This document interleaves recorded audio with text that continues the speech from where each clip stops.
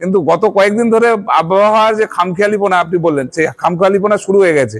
সকালের দিকে প্রচন্ড কুয়াশা, এই কুয়াশাতে আপনার যেটা হচ্ছে ডাঁটা পচার একটা সম্ভাবনা দেখা যায়, এবং অলরেডি আমাদের কাছে গতকাল থেকে খবর আসতে শুরু করেছে, দু এক জায়গায় ডাঁটা পচাও নাকি লক্ষ্য করা যাচ্ছে। নমস্কার, আপনারা দেখছেন ইন্ডিয়া পটেটো নিউজ। সরস্বতী পুজোর আন্তরিক শুভেচ্ছা অভিনন্দন জানিয়ে শুরু করছি আজকের প্রতিবেদন। আর আজ আমরা এসেছি পূর্ব বর্ধমান জেলা জামালপুর থানার অন্তর্গত জ্যোৎশ্রীরাম ইউনিটের মহাপ্রভু হিমঘরে। আজ এই মহাপ্রভু হিমঘরে অনুষ্ঠিত হল জ্যোৎশ্রীরাম আলু ব্যবসায়ী সমিতির ৫ম বার্ষিক সাধারণ সভা। উক্ত এই সাধারণ সভায় উপস্থিত ছিলেন বর্ধমান জেলার জামালপুর থানার জ্যোৎশ্রীরাম এলাকার আলু চাষী এবং আলু ব্যবসায়ীরা। চলতি বছরে আলু চাষের পরিসংখ্যান ও সংগঠন সংক্রান্ত আলাপ আলোচনার জন্যই মূলত আজকের এই সাধারণ সভার আয়োজন করা হয়।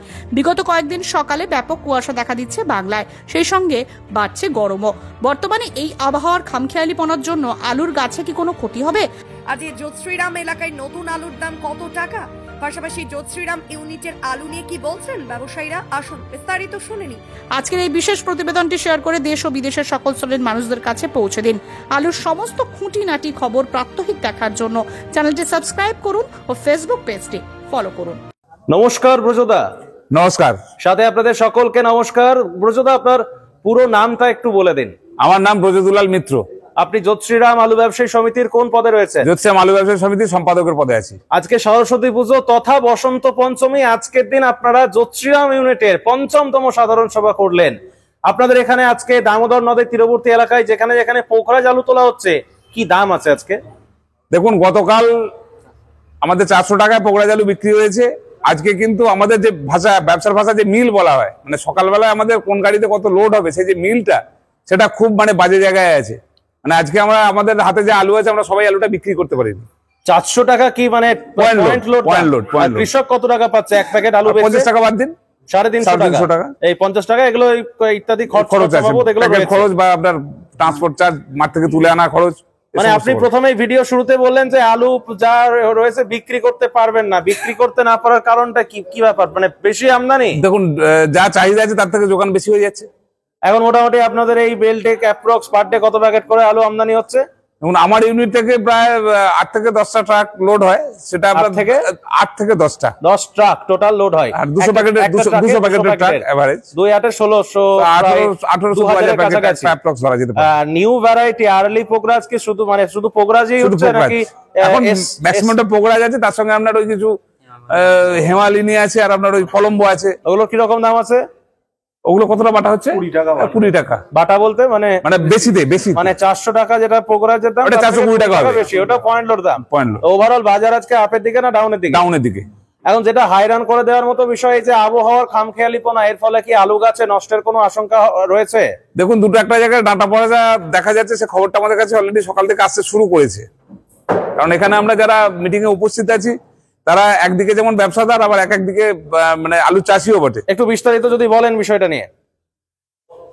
মানে গাছের প্রাকৃতিক যে ওয়েদার, মানে আলুর যে অনুকূল বা প্রতিকূল যে দুটো ওয়েদার থাকে, মানে বর্তমানে আমরা যে জায়গায় আজকে দাঁড়িয়ে আছি, ফেব্রুয়ারি 2 তারিখে, আলু চাষটা আমাদের লেটে আছে। আমাদের আজকে গাছের বয়স আছে আপনার খুব বেশি হলে ওই 35, 40, 45 দিন মতো, মানে লেট যেটা চাষ হয়েছে। আর্লিটা হয়তো 60-62 দিন হয়েছে। তো এই যে পিরিয়ডটা আমরা ক্যারি করছি, এটাতে আমরা ঠান্ডার প্রয়োজন দরকার। কিন্তু গত কয়েকদিন ধরে আবহাওয়ার যে খামখেয়ালিপনা আপনি বললেন, সেই খামখেয়ালিপনা শুরু হয়ে গেছে। সকালের দিকে প্রচন্ড কুয়াশা, এই কুয়াশাতে আপনার যেটা হচ্ছে ডাঁটা পচার একটা সম্ভাবনা দেখা যায়, এবং অলরেডি আমাদের কাছে গতকাল থেকে খবর আসতে শুরু করেছে, দু এক জায়গায় ডাঁটা পচাও নাকি লক্ষ্য করা যাচ্ছে। তাহলে এর ফলে কি আলুর কোনো এফেক্ট আসবে আলুর দানার ক্ষেত্রে, বা একটা সম্ভাবনা থাকতে পারে? মানে তাহলে যে সবাই যেটা ব্যাপক ফলনের আশঙ্কা করছে, সেটা কি হবে না? সেই জায়গায় দেখুন, প্রকৃতির খামখেয়ালিপনাতে হয়তো সমস্যা একটা হলেও হতে পারে, সেটা তো এক্ষুনি বলা যাবে না। এই সময় দাঁড়িয়ে কি মনে হয় যারা বৃষ্টি দরকার আছে? দেখুন, বৃষ্টির থেকে সব থেকে যেটা দরকার আছে ওয়েদার, যেটা আপনার হচ্ছে ঠান্ডার দরকার, শীতের ঠান্ডাটা দরকার। মানে এই যে এখন গরম করছে, মানে অত্যাধিক গরম, টেম্পারেচার হাই হয়ে গেছে, বা হাফ হাতা জামা পরেও সন্ধ্যাবেলায় থাকা যাচ্ছে, সেটা নয়। মানে ঠান্ডাটা দরকার, তার সঙ্গে একটু বৃষ্টি হলেও মনে হয় মানে সেই চায়ের সাথে বিস্কুটের মতো ব্যাপারটা হয়ে যাবে। আজকে মার্কেট ওভারঅল কি, কাঁচার মার্কেট কি আপের দিকে না ডাউনের দিকে? ডাউনের দিকে। বাজার মোটামুটি কি গতি প্রকৃতি কি রয়েছে? আগামী কয়েকদিনের মধ্যে আলুর দাম কি আরো কমে যাবে? এইভাবে চলতে থাকলে আলুর যা ফলন হচ্ছে, তাতে করে তো দামটা নিচের দিকে নামার ট্রেন্ড একটা রয়েছে। এখন কোথায় যাচ্ছে আলুটা আপনাদের এখানে যেটা উঠছে? আমার মোকাম থেকে বেশিরভাগটাই আপনার কলকাতা বেশ চলে, এবং তার সঙ্গে কলকাতার আশেপাশে ধরুন আপনার হুগলি থেকে শুরু হয়, ওটা আপনার 24 পরগনা, নর্থ, সাউথ এবং মিদনাপুর। আপনারা যে মোকামগুলোতে আলুটা পাঠাচ্ছেন সেই মোকামগুলোতে ইউপি থেকে আলু টালু আসছে? দেখুন এই মুহূর্তে দামটা অনেকটা তলানিতে চলে যাওয়ার কারণে ইউপি থেকে আলুটা এই মুহূর্তে আসাটা মানে আমাদের কাছে খবর নেই। পাঞ্জাব থেকে কোনো জায়গা থেকে না না যাচ্ছে না, না এখন সেভাবে? ওয়েস্ট বেঙ্গল আলুটাই চলছে। নমস্কার দাদা, আপনার নাম? নমস্কার, আমার নাম শফিকুল ইসলাম মল্লিক। আপনার পরিচয়টা একটু দিয়ে দিন। জ্যোতিষরাম ইউনিটের কোন পদে রয়েছেন? আমি জ্যোতিষরাম আলু ব্যবসায়ী সমিতির কোষাধ্যক্ষের পদে আছি। আজকে মিটিং এ কি কি বিষয় নিয়ে আলোচনা করলেন? আজকে মিটিং নিয়ে বেশিরভাগ আলোচনা হচ্ছে সংগঠনের পাঠ ছিল আমাদের সংগঠনের ত্রুটি দুর্বলতা এবং আগামী দিনে সংগঠনকে আরো মজবুত করতে হবে, এই বিষয়ে আলোচনা হয়েছে এবং আগামী আলুর ভবিষ্যৎ নিয়েও আলোচনা হয়েছে। আলু নিয়ে কি ভাবছে আপনার সংগঠন, আপনার ইউনিট কি ভাবছে, কি বার্তা দিচ্ছে আলু নিয়ে দর্শকদের? আলু তো যা পরিস্থিতি ছিল, ফলন ভালো হওয়ারই কথা ছিল। এই গত 3-4 দিন ধরে আবহাওয়াটা খুব খারাপের দিকে যাচ্ছে। এরকম চলতে থাকলে আলুর হয়তো ফলন একটু কম হতে পারে, এরকম আমরা আশঙ্কা করছি। কথাই বলে দাদা, আলুর মতো চলে, আলু হচ্ছে গোল, আলু যেদিকে খুশি যেতে পারে। তাহলে আলু নিয়ে ভবিষ্যৎবাণী করার কিছু নেই। তবু একটা প্রেডিকশন কি করছেন এবছর কতটা চাষ বেড়েছে আপনার জামালপুর থানা সংলগ্ন এলাকায়? জামালপুর থানা সংলগ্ন এলাকায় আমাদের চাষ বেড়েছে, 20% চাষ বেড়েছে।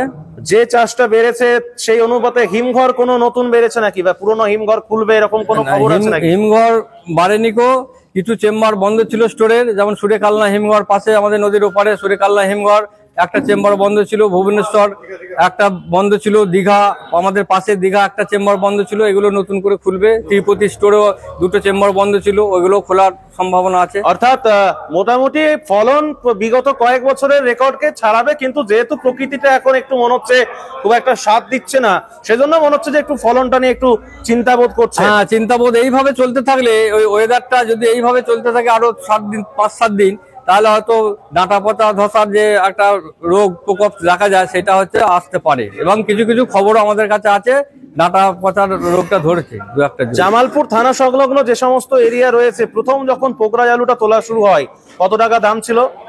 প্রথম যখন পোকরাজ আলুটা তোলা হয় আমাদের এখানে 610 কোটি টাকা মার্কেট ছিল। প্যাকেট না কুইন্টাল? প্যাকেট 610 কোটি টাকা প্যাকেট দাম ছিল। আজকের দিনে দাঁড়িয়ে ব্রজদুলাল দা বললেন আজকের দিনে দাঁড়িয়ে 400 টাকা। তাহলে এই 400 টাকা চাষি পাচ্ছে না, 400 টাকা লোডিং দাম মানে পাচ্ছে 350 টাকা খরচ খরচা নিয়ে লোডিং দামটা হচ্ছে 400 টাকা। 400 টাকা, তাহলে 350 টাকা ধরুন কৃষক পাচ্ছে। কৃষক 350 টাকা। ফলন কেমন পাচ্ছে? ফলনটা খারাপ নয়, ফলন মোটামুটি আছে। 4টে বা 5টা কাটাতে হচ্ছে, অর্থাৎ বিঘাতে 80 থেকে 100টা, বিঘা 80 থেকে 100টা হচ্ছে। এই যে ফলনের কথাটা যদি বলি, এস মানে যেটা আপনারা সুপার 6 বলেন, কলম্বো এবং পোকরাজ, এই 3 ভ্যারাইটি আর্লি আলু এখানে উঠছে। পোকরাজটা মেন, পোকরাজ এস আমাদের এখানে মেন হচ্ছে, পোকরাজটা মেন চাষ। এই যে তার সঙ্গে কিছু কলম্বো আছে, কিছু হিমালয়ানি আছে। এই 3টে ভ্যারাইটি, টোটাল যে 3টে ভ্যারাইটি, 3টে ভ্যারাইটির মধ্যে সবথেকে বেস্ট প্রোডাকশনটা কিসে দিচ্ছে বলে মনে হচ্ছে? প্রোডাকশনটা পোকরাজই দিচ্ছে। পোকরাজ আলুতেই তুলনামূলক প্রোডাকশনটা বেশি দিচ্ছে। যেটা কলম্বোর ফলন তো সবসময় বেশি হয়, সেই তুলনায় আমরা দেখতে পাচ্ছি না ফলনটা। হরদেব সিং সাংঘার এস মার্কা ও সুখজিৎ সিং ভাট্টির বি মার্কা আলু বীজ বিক্রয়ের বিশ্বস্ত প্রতিষ্ঠান ঘোষাল এগ্রিকালচার এন্টারপ্রাইজ। দীর্ঘ 1 দশকেরও বেশি সময় ধরে প্রতিটি কৃষকের বিশ্বাসের আরেক নাম ঘোষাল এগ্রিকালচার এন্টারপ্রাইজ। খুচরো ও পাইকারি বীজ বিক্রয় করা হয়। প্রযত্নে শম্ভুনাথ ঘোষাল। আমাদের 2টি কাউন্টার আছে।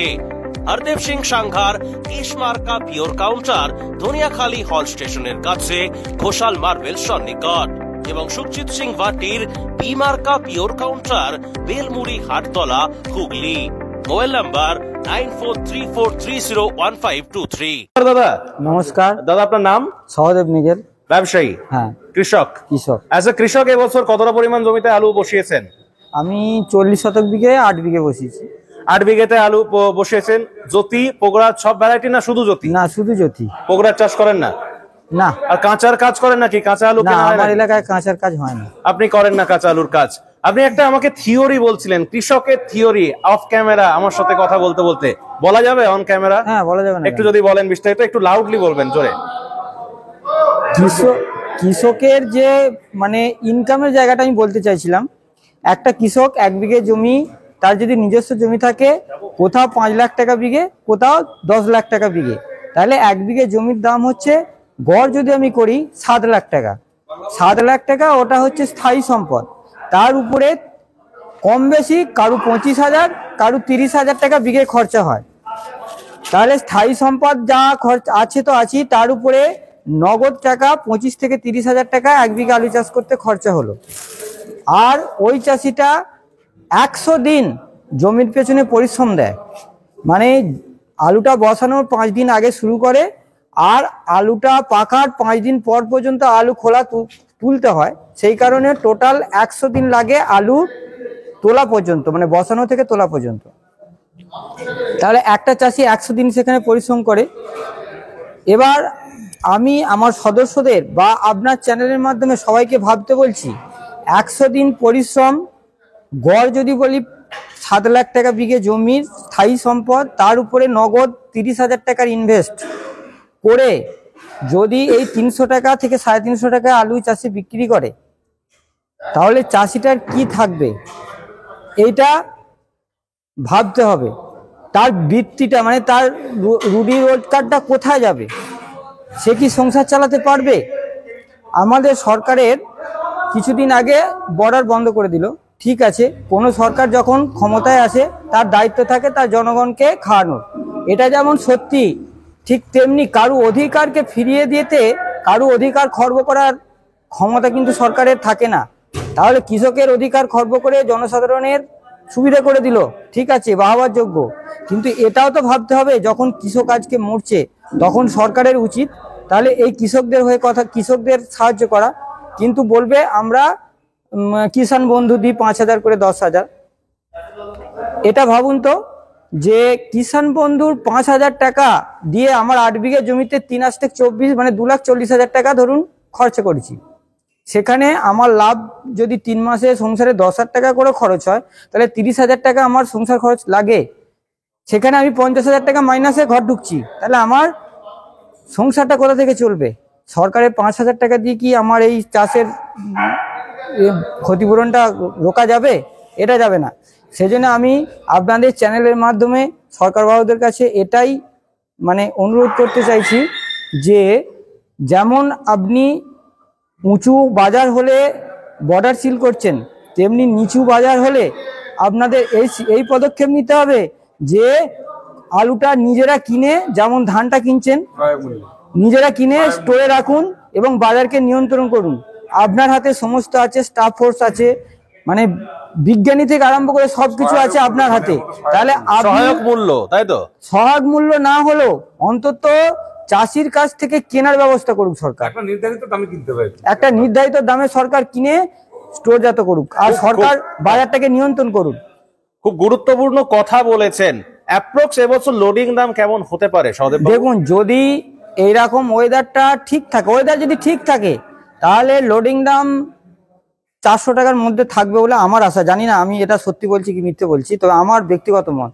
আর যদি এরকম ওয়েদার মানে ক্ষতি করে দেয়, ধরুন ক্ষতি হওয়ার সম্ভাবনাই বেশি, কারণ এখনো 20 দিন বাদ দক্ষিণ থেকে হাওয়া আসে, তার 20 দিন আগেই কিন্তু হাওয়া প্রবেশ করে গেছে। এই হাওয়াটা শুধু ওয়েস্ট বেঙ্গল নয়, উত্তরপ্রদেশ পর্যন্ত এটা যাবে, তাহলে শীত বিঘ্নিত হবে। আমাদের এমনি 10 দিন লেটে চাষ আছে, তার উপরে 10-15 দিন আগে গরম পড়ে গেল, সেক্ষেত্রে 25 দিনের একটা গ্যাপ থেকে যাবে। এই 25 দিনের গ্যাপটা আলুর বৃদ্ধির জন্য অত্যন্ত কার্যকরী সময়। সেই কার্যকরী সময়ের মধ্যে যদি এই মানে ওয়েদারের যে ডিফারেন্সটা আসছে, তাতে করে যে ফলন সবাই আশা করছে সেটা নাও হতে পারে। এটা মেবি মানে হবেই এটা নয়, আবার হবে না যেটা নয়, এটা আমরা ভবিষ্যৎ বলবো।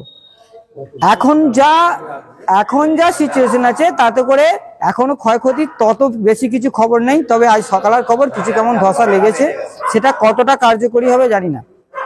নমস্কার দাদা, আপনার নাম কি? নমস্কার দাদা, কি নাম আপনার? শেখানি মোহাম্মদ। ব্যবসায়ী না কৃষক? ব্যবসায়ী। কৃষক তো বটে নাকি? কৃষক তো আছে বটেই। আলু নিয়ে কি বার্তা দেবেন দর্শক বন্ধুদের উদ্দেশ্যে?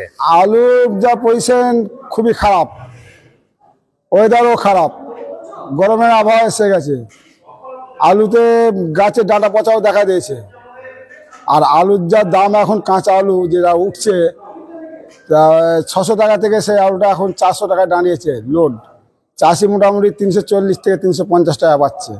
চাষির লস, চাষির মৃত্যু, যেসব সমবায় লোন নিয়ে আলু চাষ করেছে, বাইরে পাঞ্জাবে বীজ 3,000 3,500 টাকা বীজ কিনে বসিয়েছে, সেসব হিসেব করে দেখতে গিয়ে তাদের 10-12 হাজার টাকা ঘাটতি হয়ে যাচ্ছে। চাষিদের এখনই মাথায় হাত। এতে যদি সরকার যদি না লক্ষ্য করে, চাষিদের অনিবার্যই মৃত্যু। কিন্তু চাষির মাথায় হাত হলে কার কি এসে যায়? পাবলিক কম দামে আলু খাচ্ছে, পাবলিক বলছে কেয়া বাত, মানে চাষির মাথায় হাত, পাবলিক বলছে কেয়া বাত। কি বলবেন? সরকার যদি এর জন্য না লক্ষ্য করে, তাহলে এইভাবে কদিন চলবে? দেশ তো চলতে হবে। সরকার ভিন রাজ্যে যদি আলু না পাঠায়, তাহলে চাষি অনিবার্যই মরণ। চাষির পাশে কেউ নেই, কোনো সরকারও নেই, কেউ নেই। চাষির আলু যখন হিমঘরে আছে, তখন সরকার নিজের ক্ষমতা অনুযায়ী বর্ডার আটকে দিচ্ছে, নিজের মানে এরিয়ার মধ্যে তাদের কম দামে খাওয়াবার চেষ্টা করছে। সেটাও ঠিক কম দামে খাওয়াচ্ছে, কিন্তু চাষি যখন মারা পড়ে যাচ্ছে, চাষি ঋণ হয়ে যাচ্ছে, ঋণের দায়ে আত্মহত্যা করছে, সেটাও সরকারকে লক্ষ্য করতে হবে, সরকারকে লক্ষ্য করা উচিত। তো শেষমেশ ব্রজদা কি বার্তা দেবেন দর্শকদের উদ্দেশ্যে, যারা চাষ করছেন তাদের, যারা আলু স্টক করছেন করবেন ভাবছেন তাদের, ইভেন এখন যারা পোকরাজ আলু তুলছেন তাদের, ধাপে ধাপে? দেখুন, এই মুহূর্তে বার্তা বলতে আমরা খুব বাজে জায়গায় আস্তে আস্তে পৌঁছে যাচ্ছি। বাজে এই অর্থে বললাম, মানে প্রত্যেকটা কৃষিজাত ফসলের তো একটা বিপণনের জায়গা থাকে। তো সেই বিপণনটা তো সবটা কৃষক বা ব্যবসাদারদের হাতে বিপণনটা থাকে না, সেটা সরকারি দপ্তরের হাতে থাকে কিছুটা, কিছুটা আপনার টোটাল সর্বভারতীয় যে বিপণন ব্যবস্থা আছে তার উপর থাকে। মানে এখানে আপনার রাজ্য সরকার, কেন্দ্র সরকার, প্রত্যেকটা সরকারের একটা দায়বদ্ধতা থেকে যায়। তো সেক্ষেত্রে উভয় সরকারের কাছে আমার কৃষক বা ব্যবসাদারের পক্ষ থেকে একটা বার্তা থাকবে যে কৃষকদের যেমন আপনারা শস্য বীমা দিচ্ছেন, কৃষক বন্ধু দিচ্ছেন, বিভিন্ন ভাতা দিচ্ছেন। আমি নিজেও একজন কৃষক বন্ধু প্রাপক। বা আপনার অক্টোবরে একটা বন্যা হয়ে গেল আমার ব্লকের জোশ্রীরাম গ্রাম পঞ্চায়েতের, আমার ক্ষতিগ্রস্ত এলাকা, সেখানে আমি শস্য বীমাও পেয়েছি। তো এই জন্য সরকারের কাছে কৃতজ্ঞতা জানাই, মাননীয় মানবিক মুখ্যমন্ত্রীকে। তো দিদির কাছে আমাদের কৃষকদের পক্ষ থেকে একটা বার্তা থাকবে, সেটা হচ্ছে কৃষকদের দুর্দিনে পাশে থাকুন। ধানের যেমন সহায়ক মূল্য আছে, আলু আমাদের তো ভারতবর্ষের মধ্যে দ্বিতীয় স্থানে আমরা উৎপাদনে, যদি আমি ভুল না বলে থাকি, দ্বিতীয় রাজ্য উৎপাদনে। তো সেক্ষেত্রে মানে সেই আপনার লেবার থেকে, ভ্যানওয়ালা থেকে, স্টোর মালিক পর্যন্ত একটা বিরাট বড় কর্মকাণ্ড। এখানে অনেক মানে ছেলে করে খায়, এক কথা, মানে আমাদের বাংলা ভাষায় যেটা। তো সেই কর্মসংস্থানের জায়গাটা আজকে তো মানে আমরা কর্মহীন হয়ে পড়ছি। তো সেই জায়গায় আমরা যারা আলুর সঙ্গে সম্পর্কযুক্ত, যে কর্মের জায়গাটা, আলু বিপণনের ব্যবস্থাটা যেন বহির রাজ্যে যায়, বা যদি আপনার বহির রাজ্য কেন বহির রাষ্ট্রেও যায়, সেই ব্যবস্থা উভয় সরকারের কাছে আমার রাজ্যে থাকবে। নমস্কার দাদা। হ্যাঁ স্যার বলুন। নমস্কার দাদা, আপনার নাম? আমার নাম শ্যামল ধারা। ব্যবসায়ী? ব্যবসায়ী কাম চাষি। চাষি।